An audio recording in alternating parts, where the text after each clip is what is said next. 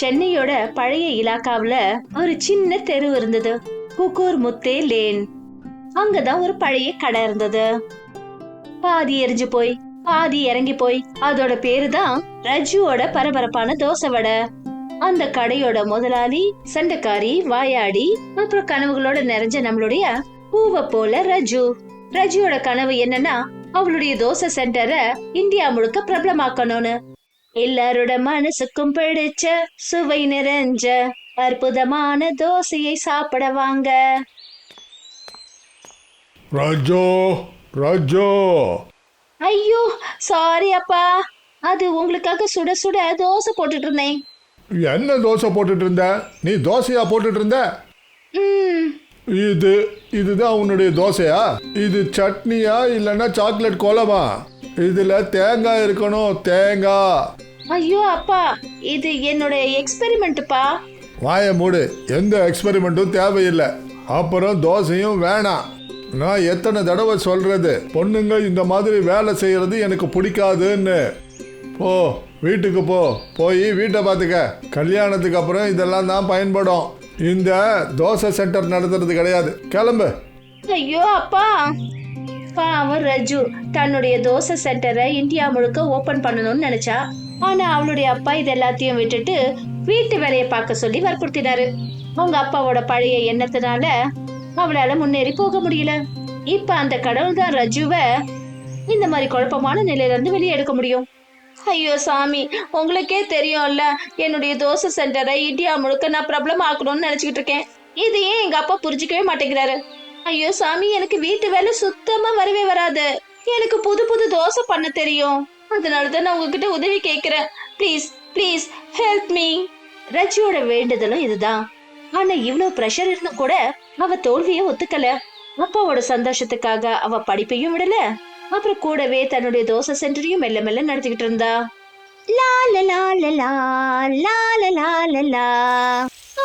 ஐயோ சாமி, இந்த மழை எங்கிருந்து வந்தது? இது ஒண்ணும் மழை காலமும் கிடையாதே. திடீர்னு பெஞ்ச மழையில ராஜு ரொம்ப என்ஜாய் பண்ணா. அப்பதான் அவ பார்த்தா, தூரத்துல யாரோ ஒரு ஆளு நினைச்சுக்கிட்டு இருந்தாரு. ஏங்க, அட ஏங்க, அங்க எதுக்கு இப்படி நினைச்சிட்டு இருக்கீங்க? இங்க வாங்க, இங்க. அந்த ஆளு அங்க இருந்து ராஜுவோட கடைக்கு ஓடி வந்தாரு. ஐயோ, உங்களுக்கு ஜலதோஷம் பிடிச்சிருச்சு? ஆமாங்க, இந்த ஜலதோஷம் ரொம்ப அதிகமாயிடுச்சு.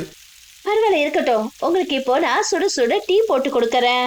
அதுல சரி, நீங்க யாரு, எங்க இருந்து வந்திருக்கீங்க?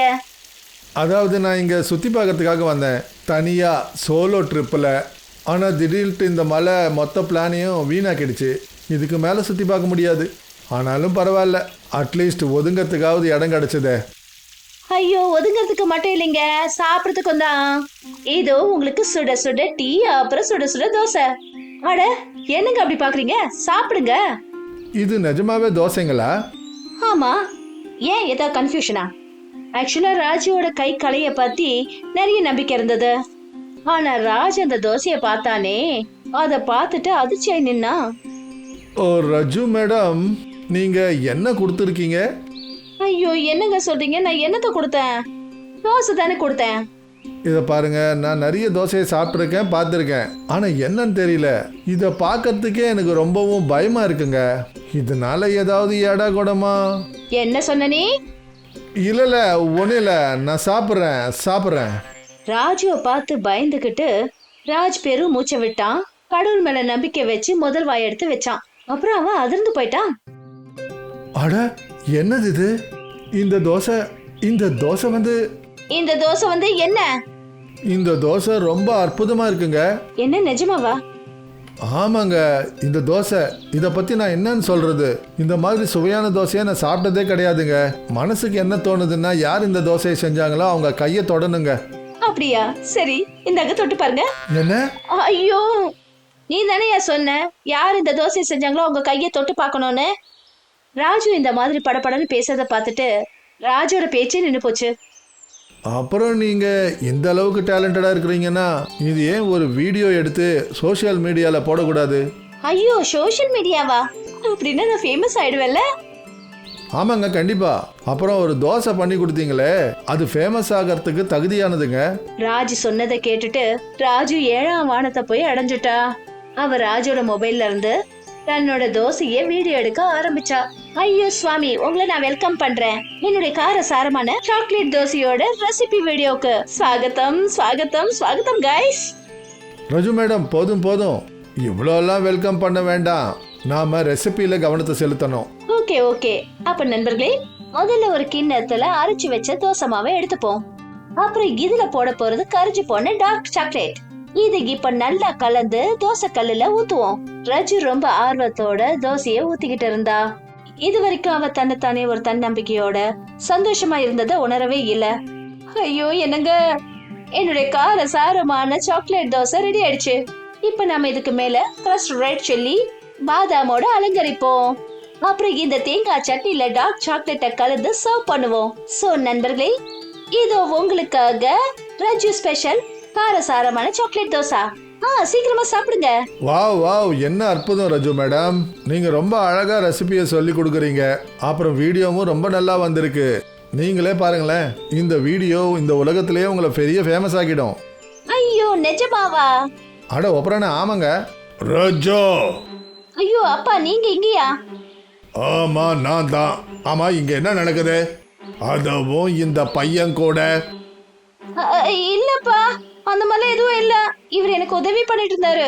என்னுடைய காரசார சாக்லேட் தோசையோட ரெசிபிய வீடியோ எடுத்தாரு. என்ன காரசார சாக்லேட் தோசையோட வீடியோவா? ரஜு, உன்னை நான் என்ன பண்றது? நான் உங்ககிட்ட எத்தனை தடவை சொல்றது, எனக்கு இதெல்லாம் சுத்தமா பிடிக்காதுன்னு. என் கூட வா, வீட்டுக்கு வா. கடைசியில என்ன பயந்தோமோ அதுதான் நடந்தது. ரஜுவோட அப்பாவுக்கு எல்லா விஷயமும் தெரிஞ்சு போச்சு. அப்புறம் அவர் கோபத்துல ரஜுவை வீட்டுல வச்சு பூட்டிட்டாரு. பாவம், ரஜுவால எதுவுமே பண்ண முடியல. எனக்கு மட்டும் ஏன் இப்படி எல்லாம் நடக்குது? கனவு காண்றது என்ன தப்பா? அப்பாவோட கடுமையான நடவடிக்கைனால ரஜு ரொம்பவே கவலையாயிட்டா. அவளுக்கு எதுவுமே புரியல. அவ்வளவு ஏன், அவளுக்கு இது கூட தெரியல ராஜு அந்த வீடியோவை சோசியல் மீடியால போட்டானா இல்லையான்னு கூட. இப்ப அவ வீட்டு வேலைகள்ல மாட்டிக்கிட்டா. அப்பா டீ. நம்புறேன், இந்த தோசை சென்டரு இந்த பைத்தியக்காரத்தனம் உன்னுடைய மூளையில இருந்து இறங்கியிருக்கோன்னு. சரிங்கப்பா. வேறு போட ரஜு முகத்தை தொங்க போட்டுக்கிட்டு உள்ள போய்கிட்டு இருந்தா. அப்பதான் எங்க தூரத்துல இருந்து ராஜு ஓடி வந்தான். ரஜு ரஜு ரஜு மேடம், இந்த பையன் இங்க என்ன பண்றான்? ஐயோ அதெல்லாம் எனக்கு தெரியாதுங்கப்பா. ரஜு மேடம், நீங்க எங்க இருந்தீங்க? இவ்வளோ நாளா தோசை சென்டருக்கும் வரவே இல்லை. நான் உங்களுக்காக எவ்வளோ காத்துட்டு இருந்தேன் தெரியுமா? இந்த பையனை, ஏய் நீ எதுக்காகடா இங்க வந்த? முதல்ல இங்கேருந்து கிளம்ப போ. முதல்ல இங்கேருந்து போ. முடியாது, என்னால் இங்கேருந்து போக முடியாது. ரஜு மேடம், உங்களுக்கு தெரியுமா, உங்களுடைய வீடியோவை நான் சோஷியல் மீடியாவில் போட்டேன் இல்லையா? அதை எத்தனை பேர் பார்த்தாங்க தெரியுமா?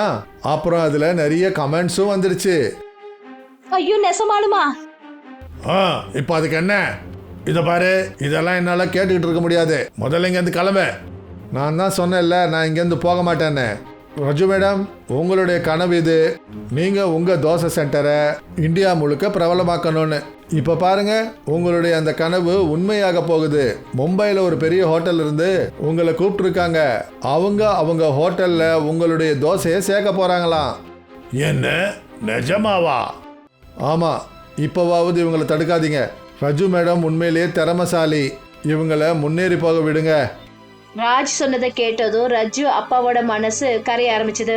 அவரு புரிஞ்சுக்கிட்டாரு, ரஜுவை வீட்டுல அடைச்சு வைக்க முடியாதுன்னு. அவளுடைய கனவை நனவாக்குறதுக்கு அவளுக்கு ஆதரவு கொடுக்கணும்ன்றத அவர் புரிஞ்சுக்கிட்டாரு. அப்பதான் அவளுடைய வாழ்க்கையில அவளோட எண்ணத்துல நிறைவேற முடியும். சரிம்மா ரஜு, நீ மும்பைக்கு போ. நான் இங்க எல்லாத்தையும் பாத்துக்கிறேன். ஐயோ அப்பா, தேங்க்யூ. இந்த கதை பீகார்ல இருக்கிற கமல்பூர் கிராமத்தை சேர்ந்தது.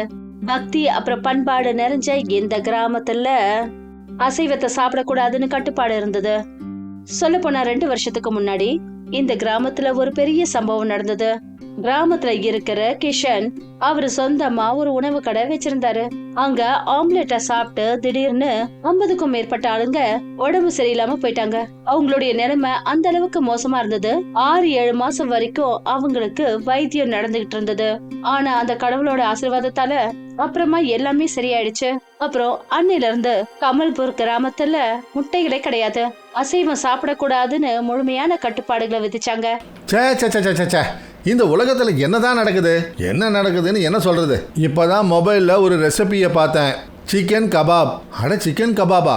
இதெல்லாம் சாப்பிடுற விஷயமா? பார்க்கும்போதே மனசெல்லாம் கெட்டு போச்சு. என்னங்க ஆச்சு? நீங்க எதுக்காக உங்க கோவத்தை அது மேல காட்டுறீங்க? சரி வாங்க, ஒரு வேலை பண்ணுங்க. மொபைலை என்கிட்ட கொடுங்க, நான் கொண்டு போய் வச்சிடுறேன். இந்த மாதிரி தான் இருந்தது கமல்பூர் கிராமத்தை சேர்ந்த மக்களோட பழக்கம்.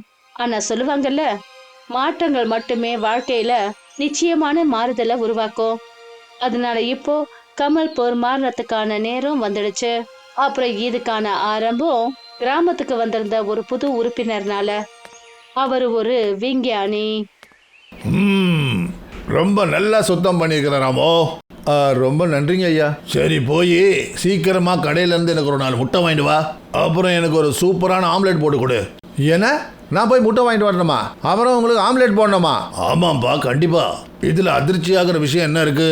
அதாவது விஷயம் என்னன்னா, இந்த கிராமத்துல அசைவம் சாப்பிடக்கூடாதுன்னு கட்டுப்பாடு இருக்கு. என்ன? ஏன் ஐயா? விஷயம் என்னன்னா, அதாவது 2 வருஷத்துக்கு முன்னாடி எங்க கிராமத்துல சாப்பாட்டு கடையில ஆம்லெட் செஞ்சாங்க. அது பெரிய பிரச்சனை ஆயிடுச்சு. அந்த ஆம்லெட் சாப்பிட்டதுனால கிட்டத்தட்ட கிராமத்துல 50 பேருக்கு உடம்பு சரியில்லாம போயிடுச்சு.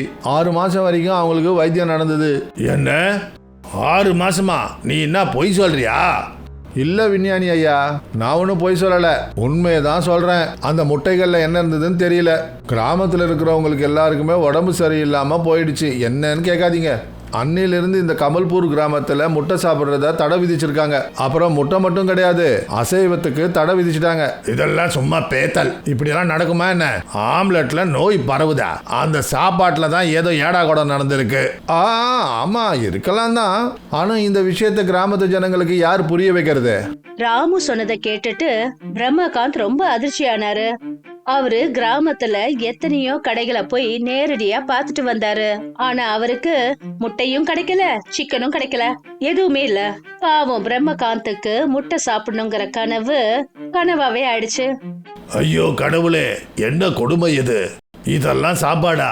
மஞ்சள் தண்ணி போல ஒரு தால், சுவையே இல்லாத காய், வேக வச்ச சாதம்.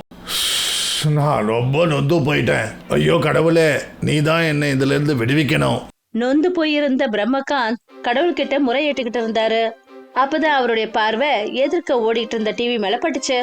அந்த டிவில ஜப்பானை சேர்ந்த ஏதோ ஒரு சயின்டிஸ்ட் அவரோட வித்தியாசமான கண்டுபிடிப்பை பத்தி சொல்லிக்கிட்டு இருந்தாங்க. அதுல அவரு ப்ளூபெர்ரி அப்புறம் சிக்கு இந்த 2 பழங்களோட குணங்களை சேர்த்து ஒரு புது பழத்தை உருவாக்கினாரு. அடேங்கப்பா, இது ரொம்ப அற்புதமான விஷயமா இருக்க.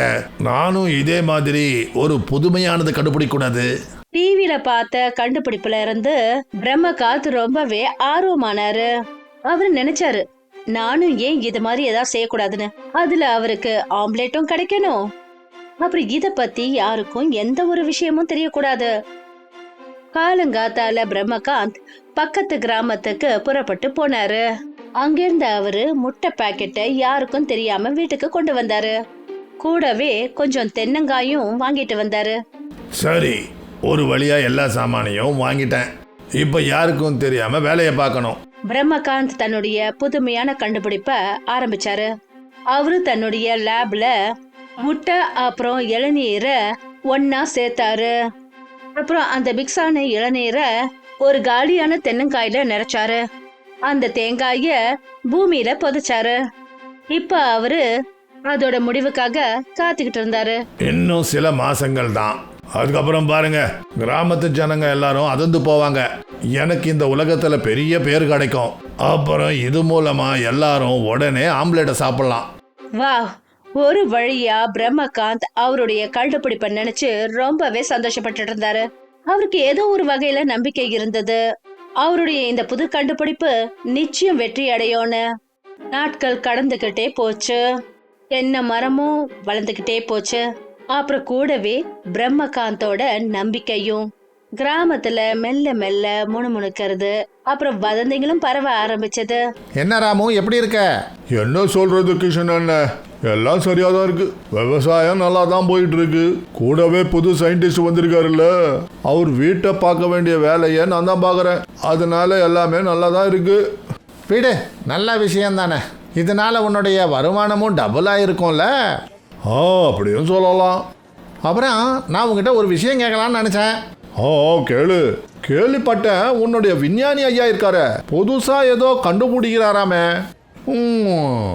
இப்போ உங்ககிட்ட நான் சொல்றது, ஏதோ பண்ணிட்டு இருக்காரு. நாள் முழுக்க அவரோட ஆய்வகத்திலேயே இருக்காரு. சில சமயம் தோட்டத்தில் சுத்திக்கிட்டு இருப்பாரு. ஏதோ நடக்குது, ஆனா எனக்கு எதுவுமே புரிய மாட்டேங்குது. படிச்சாலுங்க அவங்களுடைய அற்புதமான குறும்புகள். உண்மையதான் சொல்ற. பிரம்மகாந்தோட கண்டுபிடிப்பை பத்தி பயங்கரமா பேச ஆரம்பிச்சாங்க. ஆனா அந்த விஷயத்துல பாராட்டுகள் குறைவு. அப்புறம் பிரம்மகாந்தோட மூளைய பத்தி கேள்விகள் அதிகமா எழும்ப ஆரம்பிச்சது.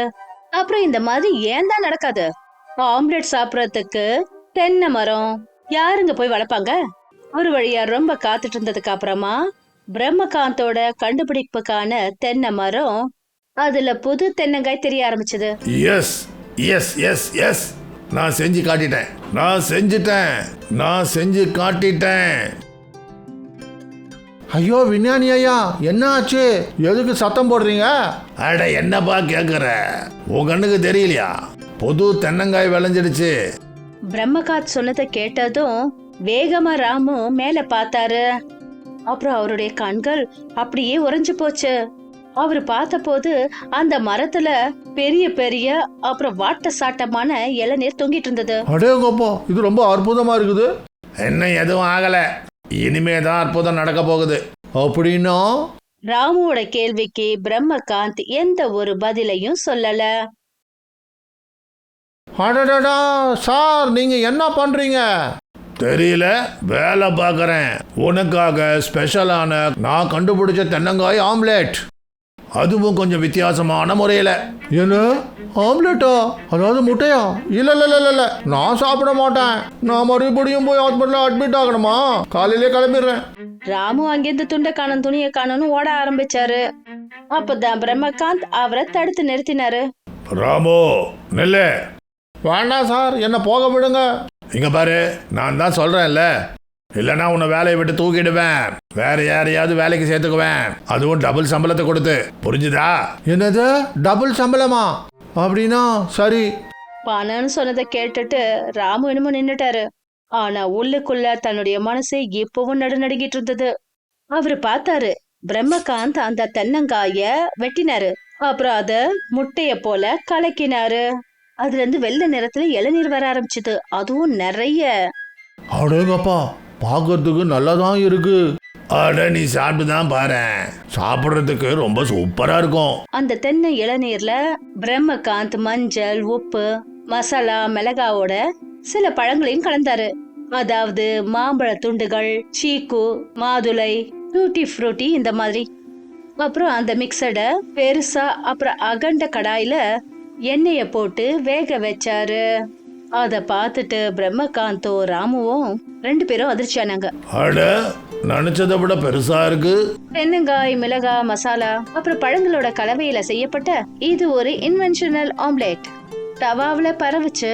அப்புறம் மாம்பழம் ஆம்லெட்டால நிறைய நிறைஞ்சிருந்தது, அப்புறம் வெந்து போயிருந்தது. வாவ், ஒரு வழியா முடிஞ்சது. வாராமோ, இப்போ இதை நாம சேர்ந்து குடிப்போம். பிரம்மகாந்த் சொன்னதை கேட்டுட்டு ராமு பயந்து போய் ஒரே ஒரு வாய் எடுத்து வச்சாரு.